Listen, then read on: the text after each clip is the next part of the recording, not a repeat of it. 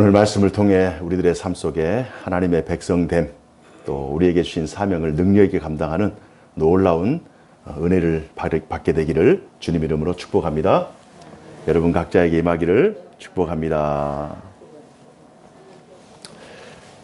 오늘 말씀의 제목은 나의 복음이 모두의 복음이 되게입니다.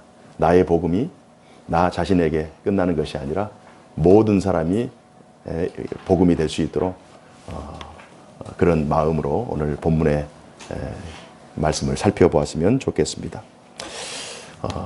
여러분들에게 있어서 우리 사랑의 교회는 어떤 교회인지 참 궁금합니다. 어떤 분은 전생에 한 10분의 1을 사랑의 교회에서 보내기도 했을 것이고, 어떤 분은 7분의 1, 6분의 1, 저 같은 경우는 4분의 1, 우리 큰아이 같은 경우는 3분의 2를 보냈고요. 우리 막둥이 같은 경우는 전 생애를 사랑의 교회와 함께 보내고 있습니다. 우리 교회에서 중요하지 않는 사람은 한 사람도 없습니다. 여러분 모두가 정말 예수님 짤이에요.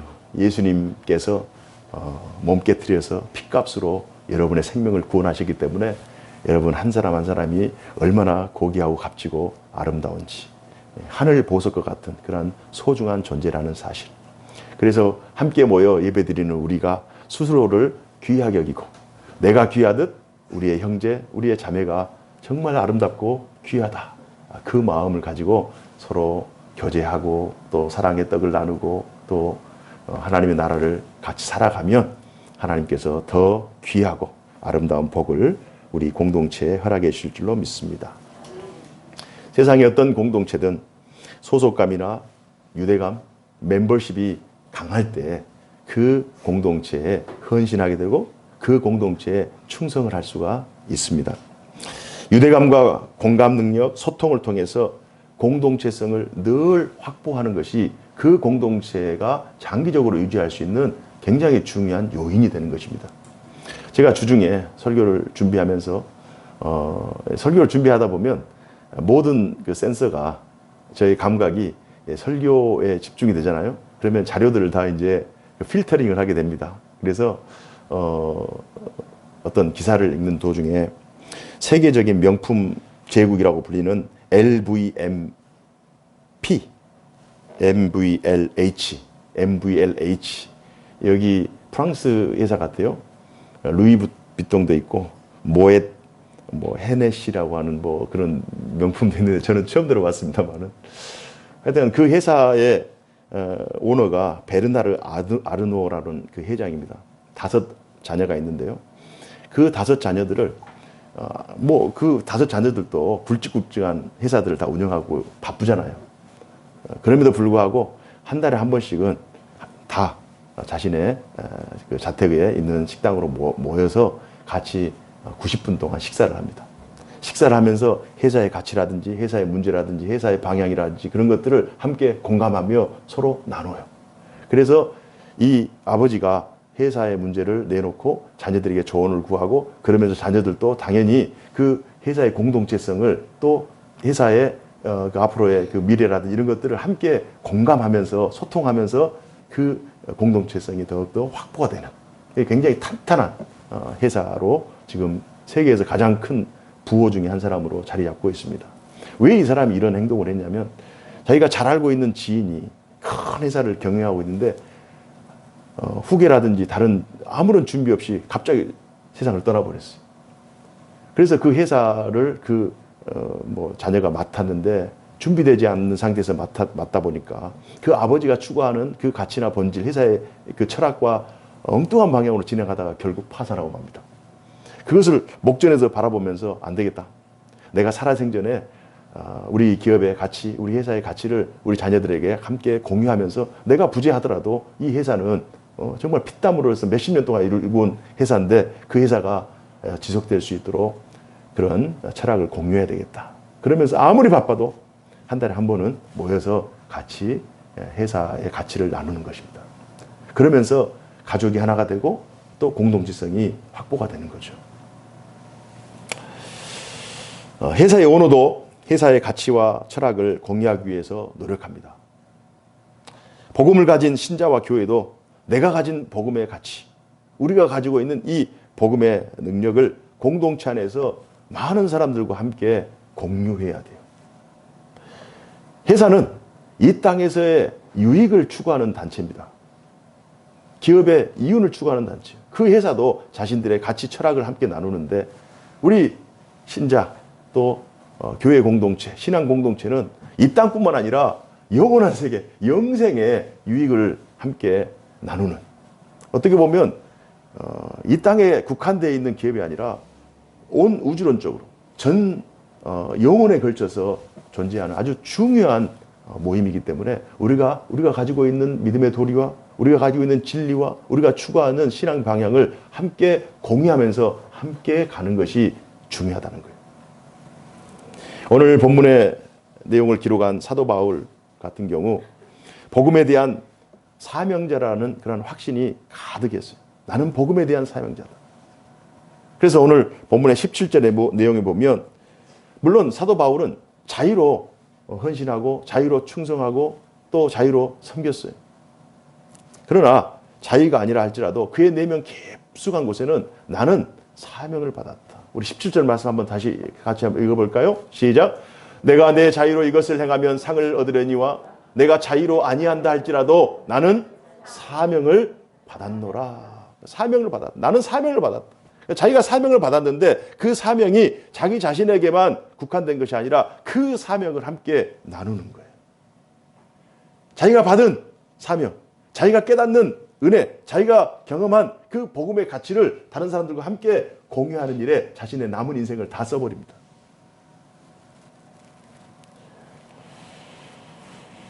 사도 바울에게 있어 복음을 맡은 자의 사명은 자신이 맛본 예수 그리스도의 복음이 많은 사람들에게 흘러가게 하는 것, 이것이 그의 사명이라고 생각했어요. 내가 맛본 복음, 내가 맛본 자유, 내가 얻게 된 그 하늘의 기쁨을 많은 사람들, 나 외에 많은 사람들에게도 흘러갈 수 있도록 내가 어떻게 보면 작은 역할을 할 수 있다면 그 역할을 나는 기쁨으로 감당하겠다라고 하는 그런 사명감이 바울에게 있었어요. 사도 바울의 고백이 우리가 읽은 본문 19절에서 23절에 나와 있는데요. 우리 이 내용이 좀 깁니다만 우리 함께 다시 한번 읽어보면서 사도 바울이 어떠한 심정으로 이 자신의 사명을 감당하고 있는지를 함께 살펴보았으면 좋겠습니다. 19절 말씀부터 시작. 내가 모든 사람에게 자유로우나 스스로 모든 사람에게 종이 된 것은 더 많은 사람을 얻고자 함이라. 유대인에게 내가 유대인과 같이 된 것은 유대인을 얻고자 함이요 율법 아래에 있는 자들에게는 내가 율법 아래에 있지 아니하나 율법 아래에 있는 자 같이 된 것은 율법 아래에 있는 자들을 얻고자 함이요 율법 없는 자에게는 내가 하나님께는 율법 없는 자가 아니요 도리어 그리스도의 율법 아래에 있는 자이나 율법 없는 자와 같이 된 것은 율법 없는 자들을 얻고자 함이라.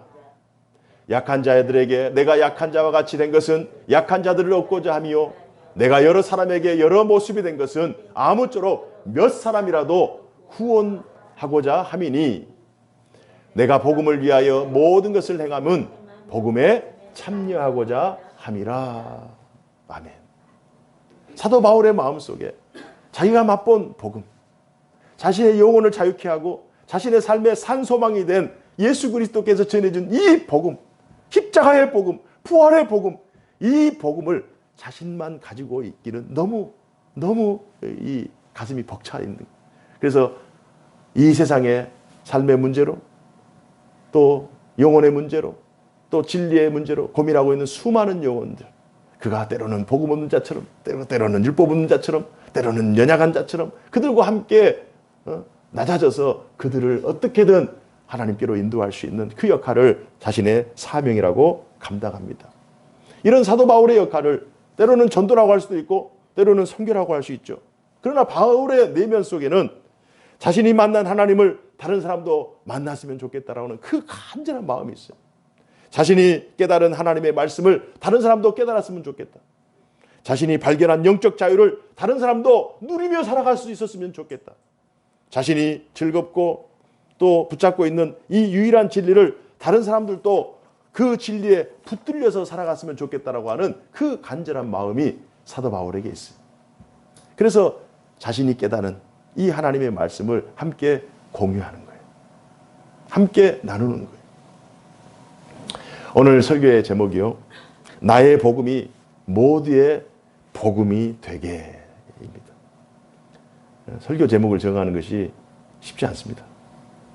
나의 복음이 모든 사람들의 복음이 되게, 여기에는 제가 점점점 했는데, 나의 복음이 모든 사람의 복음이 되게, 어떤 사람은 기도할 것이고, 어떤 사람은 섬길 것이고, 어떤 사람은 봉사할 것이고, 어떤 사람은 나눌 것이고, 어떤 사람은 전할 것이고, 어떤 사람은 가르칠 것이고, 각자의 상황에 맞게, 각자의 이치에 맞게, 모든 사람들이 다 바울과 같이 살 수 없잖아요.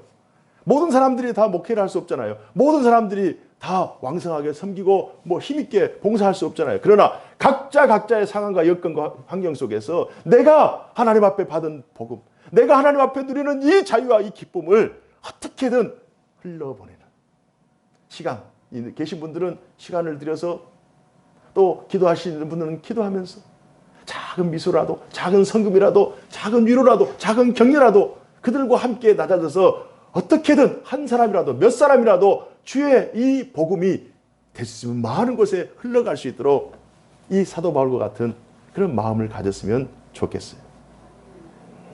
복음을 향한 신자의 자세는 23절입니다. 23절 다 같이 한번 23절 다 같이 읽습니다. 시작. 내가 복음을 위하여 모든 것을 행함은 복음에 참여하고자 함이라. 아멘. 내가 복음에 어떻게든, 내가 복음의 수혜자잖아요. 내가 아무런 자격도 없었잖아요. 내가 주의 복음을 위해, 십자가를 위해서 수고하거나 애쓰거나 노력하거나 아무것도 없어요. 거저 하나님께서 내게 자유를 주시고 기쁨을 주시고 나를 구원해 주셨어요. 이건 전적인 하나님의 은혜 아니고서는 이건 인간의 영역이 아니에요. 이건 하나님의 주신 선물이에요. 사도 바울은 이걸 크게 여긴 거예요. 내가 믿음의 반열에 서 있다는 것, 내가 진리의 사람으로 진리의 삶을 살고 있다는 것, 이걸 크게 여긴 거예요.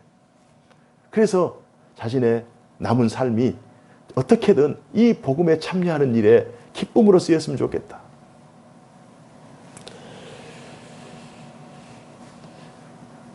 왜 우리가 신앙 자세를 굳이 바울과 같이 해야 되는가? 이렇게 또 생각할 수 있잖아요. 왜 바울의 삶을 따라서 또 바울을 본보기로 삼고 살아야 되느냐? 그 이유는 바울이 사명자로서 자신의 자세를 예수님에게 본받았기 때문이에요. 예수님에게 본받았기 때문이에요. 그래서 바울은 예수님에게 본받고 우리는 바울에게 본받고, 그러면 결국 우리는 예수님에게 본받는 것이죠. 제가 주중에 새벽에 이제 말씀을 읽으면서 마태복음 25장 말씀이 본문을 이제 말씀 설교하는데 또 필터링이 된 거예요. 너무 이제 귀한 말씀인데 예수님께서 이런 말씀을 하셨어요. 마태복음 25장 34절 이후에 보면 좀 내용이 길어서 제가 간략하게만 말씀드릴게요. 어떤 임금을 비유로 들면서 내 아버지에게 복받을 자들이여 나와 함께 창세로부터 너희를 위하여 예비된 자를 나라를 상속받으라 하면서 내가 줄일 때에 너희가 먹을 것을 주었고, 내가 목마를 때에 너희가 마실 것을 주었고, 내가 헐벗을 때 내가 입을 것을 주었고, 또 내가 감옥에 갇혔을 때 너희들이 쓸 것을 주었다. 이렇게 얘기를 하는 거예요.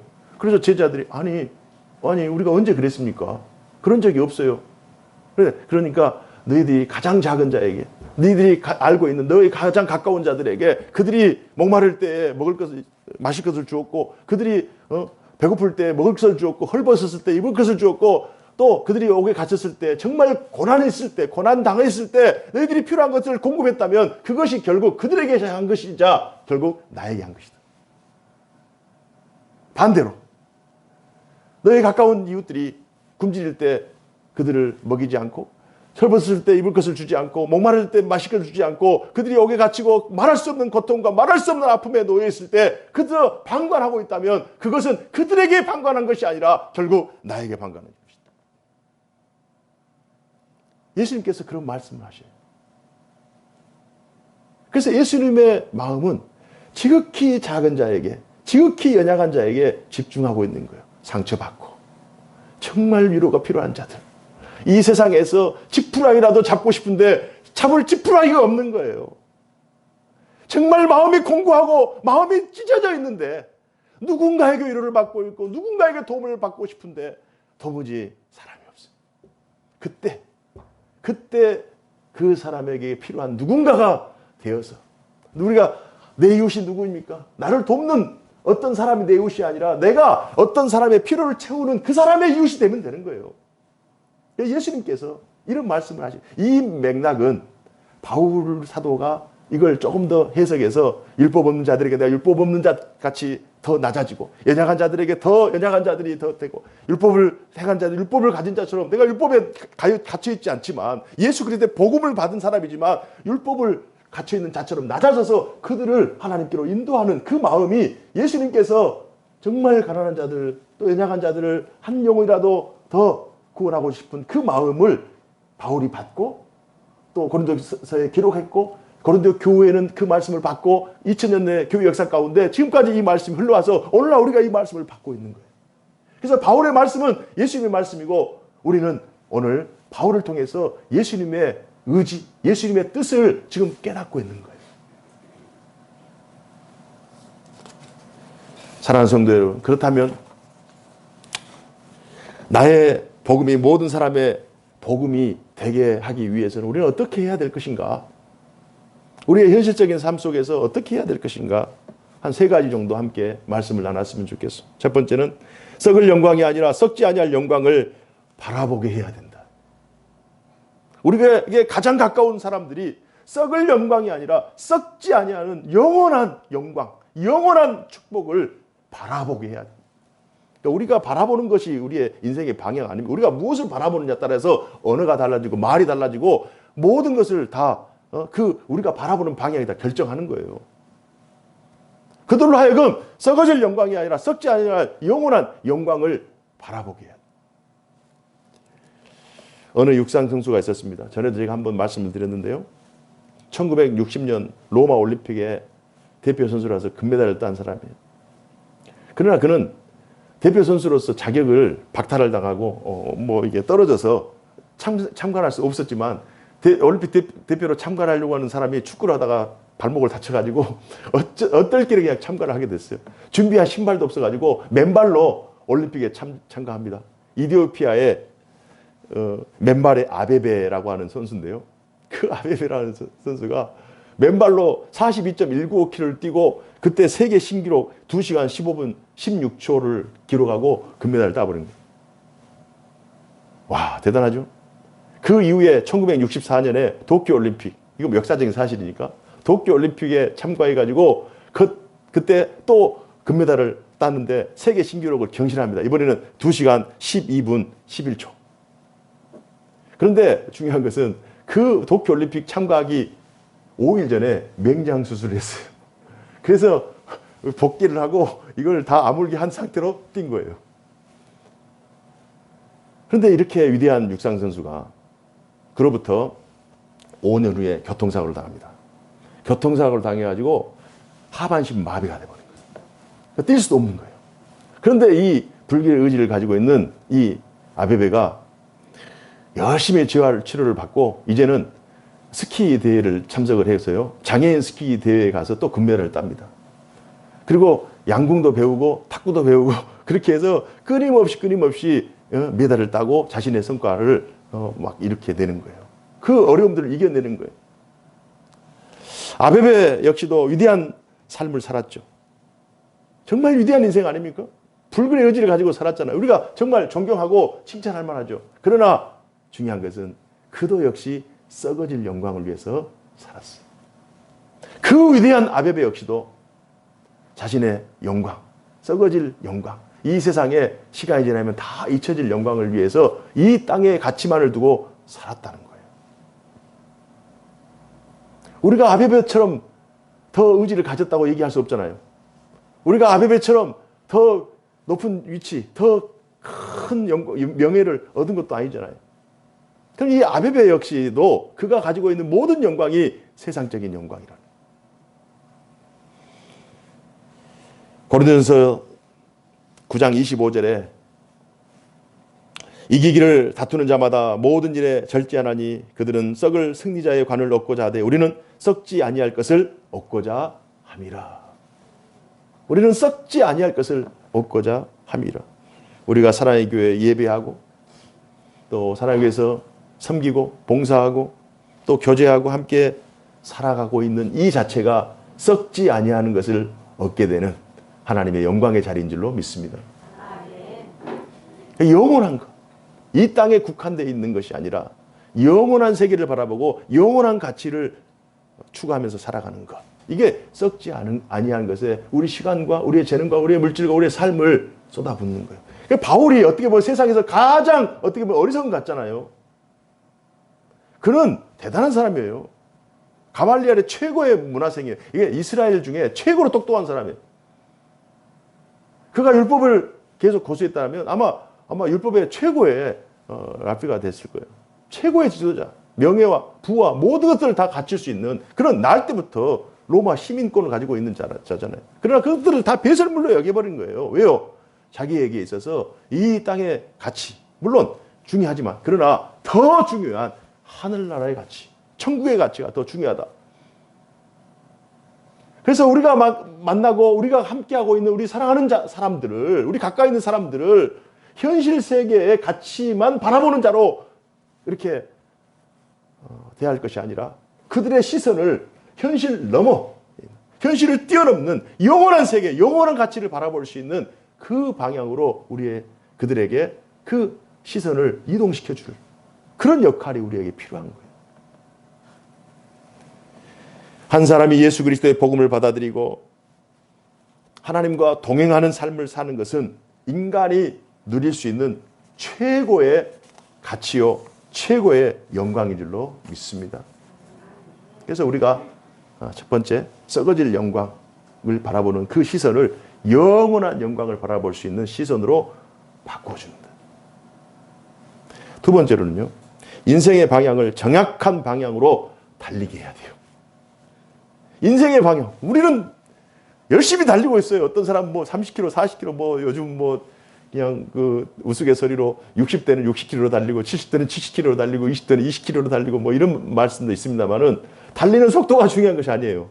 방향이 중요해요. 방향이. 우리 큰아들이 가끔 가다가 집에 올 시간이 됐는데 안 와요. 그러면 지하철 탔는데 엉뚱하게 반대 방향을 타고 가고 있어요. 왜 이렇게 늦었냐? 이거 잘못 타서 늦었다. 인생은 속도가 아닙니다. 방향이에요. 지금 천천히 가더라도 지금 좀 막히고 좀 이렇게 좀 지체되고 좀 다른 사람들은 앞서가는 것 같지만은 여러분, 속도가 빠르면 빠를수록 방향이 잘못되면 더 뒤로 가버리는 거예요. 인생에 있어서 중요한 것은 방향이에요. 오늘 본문의 26절 내용에 보면요. 그러므로 나는 다름질하기를 향방 없는 것 같이 아니하고, 이 향방이라고 해서 방향이잖아요. 나는 다름질하기를 향방 없는 것 같이 아니하고 싸우기를 허공을 치는 것 같이 아니한다. 아무런 대상도 없이 막 이렇게 허우적거리면서 이것이 아니라 딱 스나이퍼처럼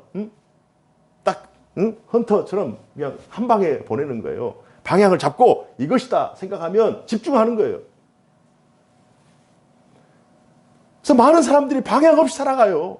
이것이 좋다 하면 우르르 몰리고, 저것이 좋다 하면 우르르 몰리고, 이 학교가 좋다 하면 이렇게 몰리고, 이 학원이 좋다 하면 이 학원으로 다 몰리고, 이 일이 좋다 하면 이 일로 몰리고, 그러다 사람들 뒷구멍에 따라다가다가 아무것도 못하는 거예요.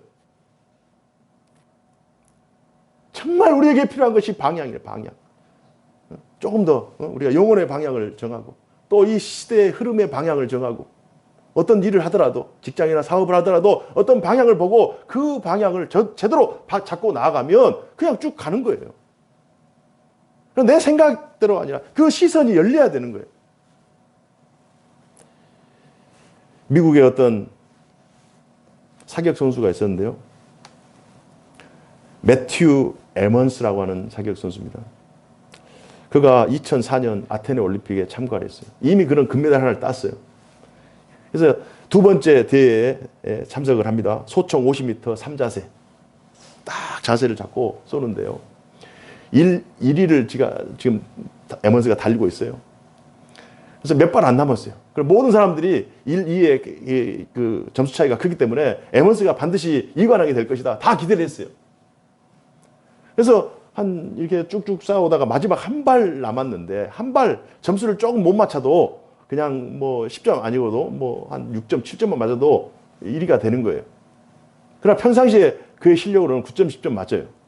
그래서 무난하게 금메달이다 생각했는데 이 사람이 쌌는데 빵점이 나온 거예요. 왜요? 옆 관역에 쏴버린 거예요. 옆 사람 관역에 쏴버린 거예요. 방향이 잘못된 거죠. 자기가 쏴야 될 곳에 쏴야 되는데 옆 사람에게 쏴버려가지고 결국 빵점 돼가지고 메달 탈락된 거예요. 신자에게 정확한 간역은 하나님의 말씀인 성경대로 믿고 성경대로 실천하는 하나님의 백성으로 살게 하는 것입니다. 정확한 간역은 하나님의 말씀대로 사는 거예요. 사람의 말이 아닙니다. 어떤 영향력 있는 사람의 말이 아니에요. 어떤 교황의 말이 아니에요. 목사의 말이 아니에요. 어떤 사람의 말이 아니라 우리의 신앙의 정확한 화살은 하나님의 말씀인 줄로 믿습니다. 하나님의 말씀대로 살아갈 수 있도록 많은 사람들이 인생의 방향을 정할 때 무엇이 기준이 되어야 되느냐? 하나님의 말씀대로. 그러니까 여러분이 아무리 설득하고요. 아무리 좋은 말해도 안 들어요. 하나님의 말씀을 끌어들여서 하나님의 말씀을 쥐어줘야 돼요. 하나님의 말씀을 들려주고 하나님의 말씀을 깨닫게 함으로 그들이 하나님의 말씀을 바라보게 하는 것, 이것이 인생의 정확한 관역을 맞추는 것인 줄로 믿습니다. 다른 화살은 없어요.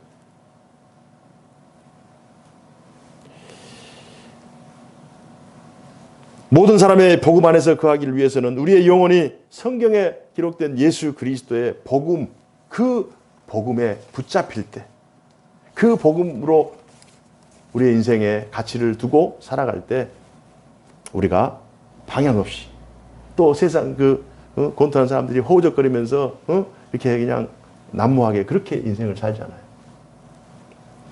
마지막으로 바울처럼 복음을 전하는 자의 헌신과 열심, 이게 필요한 거예요.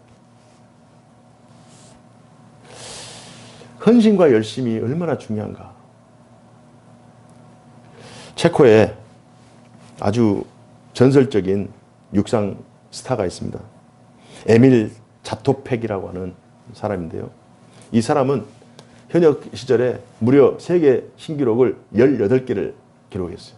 여러분, 평생 살면서 세계 신기록 한 개 세우기도 힘드는데 18개를 기록했어요. 그런데 그가 그때 당시 이 자토팩이 살았던 이때 당시는 태생적으로 운동선수에게 적합한 신체, 또 그런 에너지, 그런 근력, 그런 사람들을 구별합니다. 따로 구별해서 그 사람들만 특훈을 시키는 거예요. 그런데 이 자토팩이라고 하는 이 사람은 그런 신체적인 능력이 좀 부족해요. 날 때부터 좀 부족해. 그런데 무엇으로 이 어려움을 극복했냐면 그가 남들이 하지 않는 부단한 노력을 한 거예요. 연구를 한 거예요. 그가 어떤 연구를 했냐면요. 이 근력 운동을 하는데도 다른 사람이 어떻게 하면 다른 사람보다 더 뛰어난 근력을 가질 수 있을까라고 하면서 막 연구를 하기 시작한 거예요. 그래서 그 사람이 최초로 했던 것이 모래주머니를 차고 뛰는 거예요. 모래주머니를 차고. 다른 사람은 모래주머니를 찰 생각을 못 하는데 어떻게 하면 근력을 키울 것인가. 모래주머니를 차고 뛰는 거예요. 또 스타트. 이 짧은 거리를 빨리 달렸다가 또 천천히 달렸다가 빨리 달렸다가 천천히 달렸다. 이렇게 하면서 근력을 강화했다가 이완시키고 또 긴장했다가 풀어주고 이런 훈련 연습들을 끊임없이 개발하는 거예요. 세상에는 많은 사람들이 있고 사람마다 다양한 재능이 있어요. 그런데 수많은 재능 가운데 가장 뛰어난 재능은 바로 노력하는 재능이다. 노력하는 재능이다. 자기가 아무리 뛰어난 재능이 있어도 노력하지 않으면 다른 사람에게 뒤칠 수밖에 없어요. 그러나 자기가 좀 부족하다 할지라도 노력해서 어떻게든 그것을 극복하고 그것을 채울 수 있도록 시간과 모든 것들을 노력을 다 아낌없이 최선을 다하면 다른 사람이 없는 능력이 배가 되는 거예요. 자신의 시대를 열어가는 거예요. 그래서 공부도 엉덩이로 하고요. 모든 것도 다 엉덩이로 하는 거예요.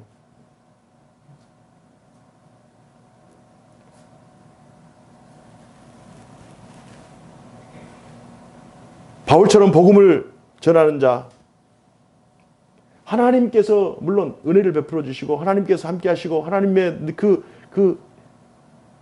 특별히 역사하시는 그 능력이 있어요. 그 영역이 있어요. 그러나 우리 사람이 할 수 있는, 그러니까 하나님 사람을 통해 역사하시니까 우리 인간이 할 수 있는 일은 우리가 최선을 다하는 바울처럼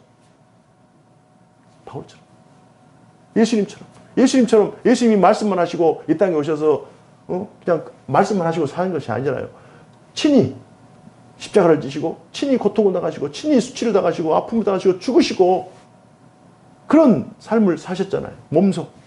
바울도 마찬가지예요. 바울도 복음에 참여한다고 해서 말로만 참여한 것이 아니라 실제로 그가 열심히 복음을 전하고 1차, 2차, 3차 전도 여행을 다니면서 그가 30세 전후에 복음을 접했다면 나머지 30년을 복음을 위해서 헌신하는 삶을 실제로 살았고 최선을 다했어요. 우리도 마찬가지. 우리가 받은 이 복음, 이 은혜를 하나님 나라, 하나님의 영광을 위해서 어떻게 하면 최선을 다할까? 열심을 다할까? 물론 우리 교회 성도님들 정말 열심히 다하는 것 다 알고 있습니다. 열심히 하신 분들은 그래 내가 잘 하고 있구나. 감사. 조금 뒤쳐져 있는 분들은 오늘 말씀을 통해서 다시 한번 노력하는 재능. 그러면 하나님께서 30배, 60배, 100배로 더 배가시켜 줄 줄로 믿습니다. 복음은 구원이요, 기쁨이요, 자유요, 영광입니다. 이 복음이 우리 안에 들어왔기 때문에 참 우리의 삶이 변하고 얼마나 우리의 가치가 또 우리의 본질이 귀하게 된지 몰라요. 이 복음이 나의 복음에서 모든 사람의 복음이 되도록 우리 각자의 삶 속에서 최선을 다하는 것. 그래서 한 주 동안 우리가 이 본문을 통과하면서 이 시대의 바울, 이 시대의 발과 같은 그러한 역할을 우리가 많은 이들에게 기쁨과 자유를 증거하면서 그런 복된 한 주를 살았으면 좋겠습니다. 혹 이렇게 이제 바울이 낮아지고 예수님이 낮아지고 이렇게 해서 꼭 이렇게 낮아지는 것을 스스로 낮아지고 연약해지고 희생하고 헌신하는 일 결코 이게 헛된 수고라고 생각하거나 혹은 자존심 상한다고 생각하거나 이건 우리 인간적인 생각이에요. 하나님께서 낮은 우리를 높여주십니다. 이게 다 상급이 되는 거예요. 하나님께서 우리의 삶을 보시고 우리의 마음을 보시고 하나님께서 우리에게 위로를 주시고 더 귀한 존재로 더 복된 삶으로 우리를 인도하시고 하나님께서 복을 주셔요. 그래서 어떤 환경 속에서도 오늘 말씀을 우리가 마음에 새기고 나의 복음이 모든 사람의 복음이 될 수 있도록 한 주 동안도 최선을 다하는 우리 모두가 되기를 주님의 이름으로 축복합니다. 기도하겠습니다. 은혜로우신 하나님 아버지 감사합니다.